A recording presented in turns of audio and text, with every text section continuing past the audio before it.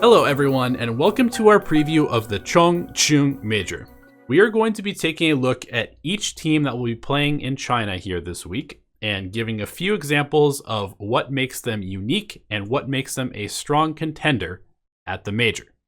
We hope you enjoy this preview, and we hope it helps you familiarize yourself with some of the teams that you might not be able to follow if they're not in your region or time zone. Alliance. Strength number 1. Boxy is absolutely their wild card, and they play around him a lot. He carries a lot of games that offlaners shouldn't be able to. Strength number 2. Cores on this team are all incredibly high skilled individually, and they're comfortable playing any lane, so it's very hard to outdraft them in the lanes because they're always comfortable switching. Strength number 3. They're very good at playing the map efficiently, and they're always looking for multiple things to do on the map at one time. Here we have a clip where Alliance essentially plays the map really well and finds a string of pickoffs that leads to the game just being straight up over. They first find Ace on the top lane, and then I'll speed this up, and we can see that on the mid lane, as Ace is dead, they find 3-3 on Beastmaster and then continue to chase. They get more and more and more. Actually, the Monkey King dies on the back line too, to the Morphling and the Grimstroke, who were securing the wave, preparing for the push. And basically, 5-man wipe from just a string of pickoffs and playing the map correctly, and then it's a GG call from just one single pickoff into a string of pickoffs. Chaos Esports Club. Strength number 1. Super experienced players familiar with the underdog role and hungry for a good performance on their new organization. Strength number 2. High risk, high reward players that are capable of making magic happen and wearing other teams down mentally with their ridiculous and crazy plays. Strength number 3. A second place TI captain capable of harnessing the wild and crazy play of his other 4 teammates, brings a unique approach to laning where they often put cores on self-sufficient heroes and leave them alone in lane to allow King RD and Misery to roam. This clip is a great example of how Chaos creates chaos in their opponents and gets way more than they should out of certain situations by making high-risk, high-reward plays. We see them pushing high ground at 21 minutes into the game with a fairly large net worth advantage thanks to their Alchemist and the Aegis. However, their team is not really that good at sieging the base, and they definitely can be chipped down by the likes of Lina, Winter Wyvern, Earth Spirit, and potentially Tiny with all of their spamming nukes. So instead of dealing with that, HFN decides to actually tank the tower and feed the Aegis away, which not only refills his mana, but allows his Axe, Tavo, to set up on the heroes that are trying to set up on the respawning Weaver. This also enables Weehaw to blink the backline Winter Wyvern and Earth Spirit, forces out a bad Winter's Curse, and enables Chaos to just run rampant in Alliance's base, ending the game. Ehome. Strength number 1. This is a scrappy and high-coordinated team-fighting team that reminds you a little bit of Wings Gaming with their improvisation and ability to come up with creative situations in teamfights. Strength number 2. They have 2 TI winners in Innocence and Faith Beyond carrying games with their playmaking ability, and a TI winner as a coach in Zhao 8, which gives them a strong edge in the drafting phase. Strength number 3. This is a team that has played more official matches than anyone else at the Major, and has a huge amount of experience on the patch. One of the things that made Wings Gaming special during their TI winning run was their ability to make big things happen by making small plays and creative plays in teamfights. So we see Faith Beyond TPing into the tier 1 tower, tossing the Razor away as OG heavily dives to try and get a bunch of kills and push Ehome off of this objective. Now, the Elder Titan is being chased down, and he jukes into the trees where Faith Beyond is hiding, which allows Faith Beyond to toss the Elder Titan away to safety, as the Elder Titan then rotates back in and sets up for a 3-man Echo Stomp. While he does get sniped by the Grimstroke, this means that OG is now extremely overextended as Ehome is respawning, and allows them to get the turn kill on Thompson as well as Seb on the Razor. Evil Geniuses. Strength number 1. Every player on this team is in the top echelon of individual talent in Dota. Crit and Artesia are rank 1 in North America and in Europe. Sumail and S4 have won a TI, and Fly has won 4 majors. Strength number 2. EG is the best late game team in Dota. Strength number 3. This team is incredibly good at drafting around playing around a certain timing. In a lot of their games, they will go relatively even for the whole game, maybe even lose, and then just hit a timing and win the game off of that.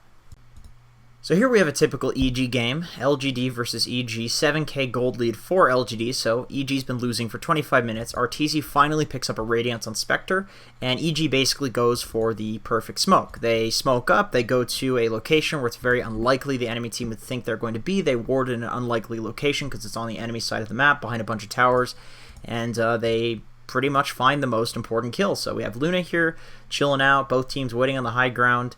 And EG just knows that if they go for this gank and they hit this timing, it's going to be a successful team fight, even with the 7k gold deficit, which of course they've been feeling this entire game. So we can speed this up and just see that basically EG just completely wipes LGD, and for the rest of the game, it's just a complete and utter stomp favoring EG. Fnatic. Strength number 1. Between Abed's Meepo and Tinker, Ice Ice's Pango and Timbersaw, and so forth, it's absurdly hard to ban cheese heroes against this team. They will almost always get a specialty hero. Strength number 2. Ice, DJ, and Abed are all Feast or Famine players, and MP is always going to have a good game because there's going to be so much space made for him, and he's very consistent. Strength number 3. Their mid-game decision-making is almost unparalleled. They frequently smoke on the important targets like a Terrorblade and Anti-Mage and turn it into more objectives than other teams will. So here we have a clip that I think demonstrates pretty nicely how Fnatic is super capable of playing around all of these cheese heroes that they can pick. So here we have Abed on Tinker. He TPs to the bot lane, pushes it out, defending the tower, TPs to the top lane because DJ is setting up with his Blink reveal, kills on the top lane, and then on the mid lane, they actually have the Panda setting up with an Invis rune, and he has the ultimate, so you can TP to that with the Tinker Boots of Travel. So just waiting, finds a very important kill, which is the Lina, goes in the Lina, uses the ultimate, Tinker TPs in and immediately blinks away so that they can kill the Lina. And keep in mind, they also have the Lone Druid Bear to TP on as well, so essentially these guys will draft perfectly around these cheese heroes and also play very, very well around them as well. Forward gaming. Strength number 1. Resolution is one of those rare players who always seems to step his game up under high-pressure situations and on LAN, and Forward makes sure to set him up for a good game every time. Strength number 2. They have a TI winner at the offlane, a TI winner as a coach, and a lot of experience and stability throughout the entire team. Strength number 3. Forward plays a sort of off-meta, distinct 4-protect-1 style of play, or sometimes they play a 3-1-1 style where they have 3 heroes running around killing, Resolution solo, and then another solo hero depending on what the time is and what item is needed. This clip is just completely vintage Forward gaming. We have Resolution showing on the map, farming aggressively as a super farmed late game PL. He gets gone on, and Forward gaming comes to bail him out.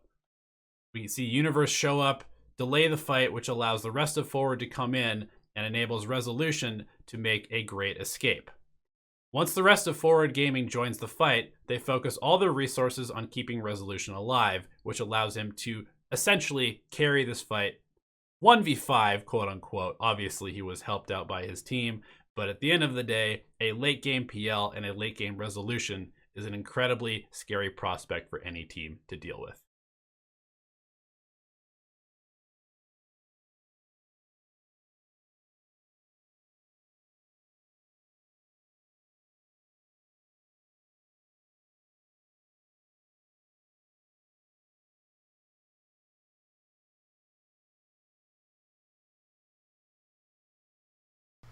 J-Storm.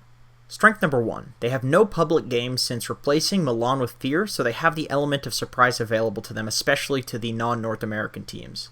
Strength number 2. It's also definitely worth mentioning that having Fear himself is always going to be a huge strength. The guy is one of the most experienced players in all of Dota, and he's a TI winner.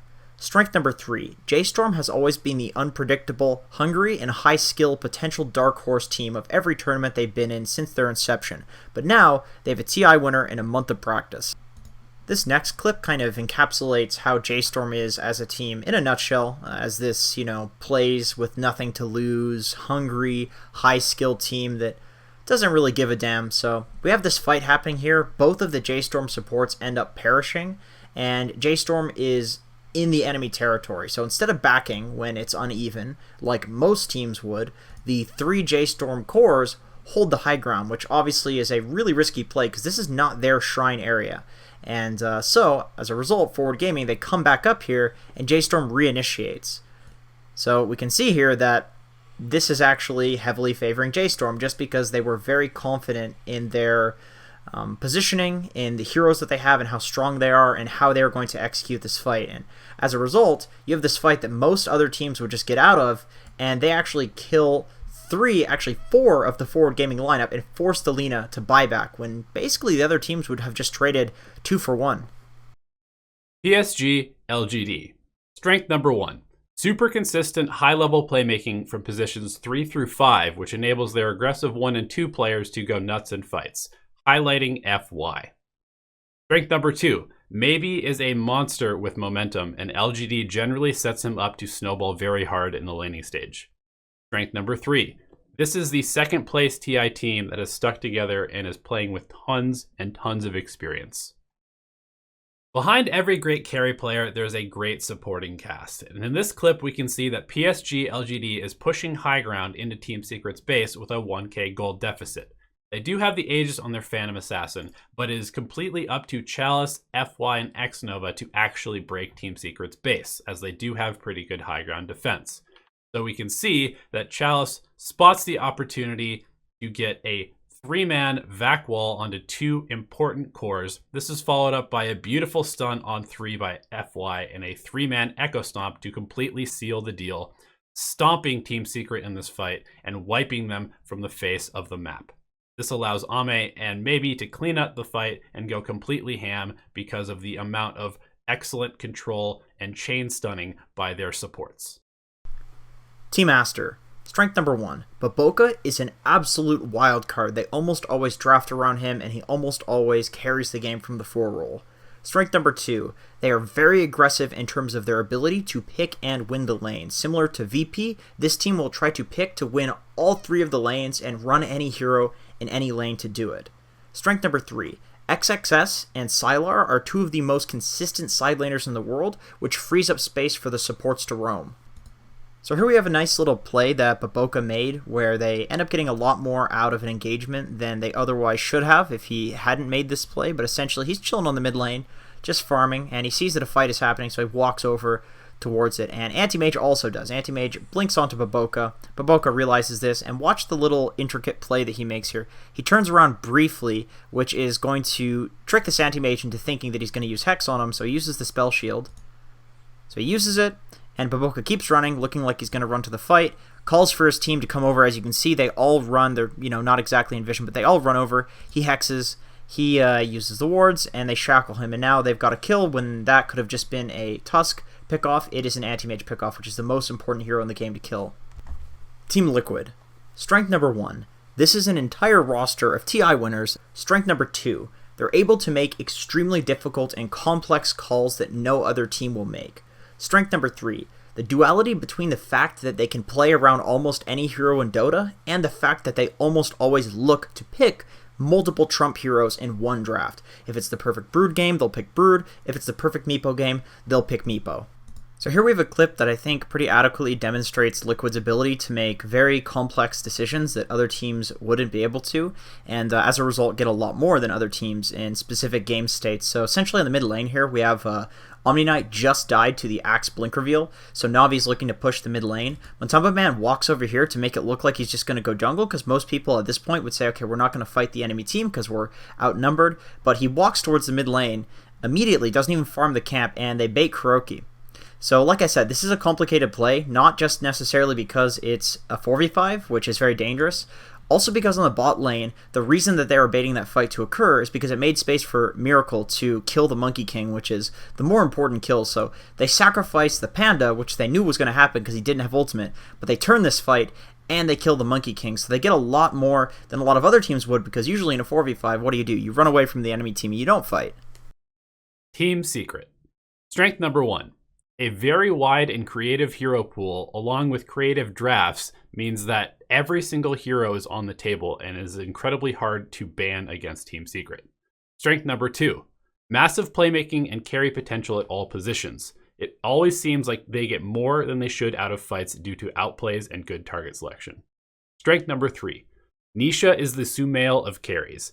Seriously, watch him. He has incredible killer instinct and pairs very well with the playmaking potential of YapzOr because it takes the focus off of him. In this clip, we're going to watch how Nisha makes the call to go on Frost here, the enemy carry, without a whole lot of backup. But he makes the call, YapzOr starts to head over, and this is a good example of how YapzOr enables Nisha to play extremely aggressively in these games because he creates a huge amount of playmaking potential off the back of Nisha being extra aggressive. And Nisha recognizes this and allows him to get a huge amount of kills and snowball in most of Team Secret's games. Now, as they disengage here, you can also see that Nisha's killer instinct comes into play as he disengages, but realizes that TFT is overextended. And Nisha goes back in at very low HP, trusting in his team and trusting in RNGesus to get another 2 kills and create a huge gold advantage for Team Secret. NoPango, or now as they're known as the Pango. Strength number 1, unpredictability. These players are willing and capable of running extremely unconventional heroes in any lane, like for instance, Nature's Prophet middle. Strength number 2, recently they haven't even been playing the 2-1-2 meta. They've run tri-lanes and hard roamers, and people are not practiced against this style of Dota. Strength number 3, they are extremely aggressive fighters and they look to win the game by fighting better than you. So here we have a clip from one of the iconic games between NoPango and VP, where NoPango got the first seed in the Chongqing Major qualifiers, which was unheard of at the time. And it's a fight in the mid lane, 28 minutes in, completely even. We have VP is baiting for the Magnus to hit a good RP. No one just kind of goes in and initiates willy-nilly because he wants to hit this really nice RP. But the counter initiation comes out from Slayer, and so does the blast into Reaper Scythe, into Stomp from the Elder Titan. It's enough damage to just completely wipe Virtus.Pro. And this is how a lot of NoPango's games go. They essentially just go completely even until they fight you, fight better than you, wipe you, and then you lose. Thunder Predator. Strength number 1. There's not a lot of data on the team, which could lead to some surprises. Strength number 2. They have high-skilled players who love to fight and are always looking for that extra kill and getting more out of fights than they should. Strength number 3. This is a team with a full arsenal of cheese heroes. They will pick Huskar, they will pick Meepo, they will pick Tinker every single time that they think it's a good game for it. In this clip, we can see that Thunder Predator is way ahead. But that's to be expected because they're running a Lone Druid and a Huskar and a Brewmaster as their cores who completely abuse the weaker lanes of their opponents. We see here that Attune is just absolutely taking advantage of his early power spike on Huskar, and supported by Leo Style on the Lone Druid, they are just pushing high ground at 19 minutes into the game. And there's literally nothing that Lucchini can do to stop them. This is a very classic approach by Thunder Predator. They like to play the game in a hurry, get me out quickly, and just move on to the next game. TNC Predator. Strength number 1. They have extreme confidence in their ability to take fights and are very good at improvising something out of nothing if the engagement starts off with them getting initiated on. Strength number 2. This is an up-tempo team that emphasizes tempo in their drafts, winning lanes, and fitting their aggressive playstyle. Strength number 3. They have very active supports who create snowball opportunities for their cores in any lane, and Ninja Boogie brings a true 5-position player to a team that desperately needed someone not to be greedy. This clip perfectly showcases how TNC likes to utilize their supports aggressively and move them around in the early game, and they draft accordingly to be able to do this. This is why we see a carry Void being run in the off lane against a Io Gyro, and a Position 3 Sand King being run in the safe lane against the aggressive Night Stalker. We also watched Tims and Ninja Boogie smoke at 5 minutes into the game to head to the mid lane where Armel has the ability to dive the Templar Assassin. And despite Mineski already being set up to counterplay this, because they bring both Ninja Boogie and Tims, and thanks to a really nice snipe by Tims here on the Grimstroke, they're able to get multiple kills and get Armel off to a really good start.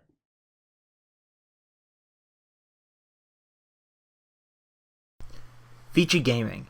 Strength number 1. They are an extremely versatile team. They are capable of running a number of very different strategies that revolve around almost any player on their team. Strength number 2. Their laning is extremely strong, and it's usually off of the back of really good lane rotations, ganks, and counter ganks. Strength number 3. They have a nearly unparalleled understanding, maybe barring EG, of crucial timings. They're very good at taking smokes at just the right item or level timing and turning a game. So here we have a rotation made by Ori in the now iconic series between Vici and LGD in the qualifiers for this tournament, actually, where basically Vici secured themselves as a very, very strong Chinese team, if not the best. And in any case, we have this rotation where Ori TPs to the bot lane, even as a mid laner, which isn't the most common thing nowadays. It's a small little play, but it's rotations like this that make it so Vici almost always come out of a laning phase on top. Virtus.Pro. Strength number 1. One-pointed focus on abusing lanes and creating a tempo control from the very beginning of the game. Strength number 2. Virtus.Pro always seems to bring one extra person to fights, even if they have to walk there just to ensure a fight win around an objective. They always seem to have a numbers advantage. Strength number 3. Strong leadership, and very rarely feels like they are not unified in a move across the map or taking a fight. In this clip, I want to pay very close attention at just how far Virtus.Pro is willing to go to win a fight that they deem to be important. We see here that Ramses and Pasha are pushing the top lane, and the second that the TPs start to come in, we notice that no one begins his run from the mid lane. Now this is really interesting because he has the ability to potentially take this mid tier 1 tower, but he deems it more important to join his carry and offlane player at this top fight. We also saw Solo TP into the shrine here and also begin to run to this top fight. Now with Ramses and Pasha overextended, this could be them just feeding kills, but as no one and Solo show up, Virtus.Pro is able to take a potentially overextended gank into a full team fight win and consequently a tower push as well.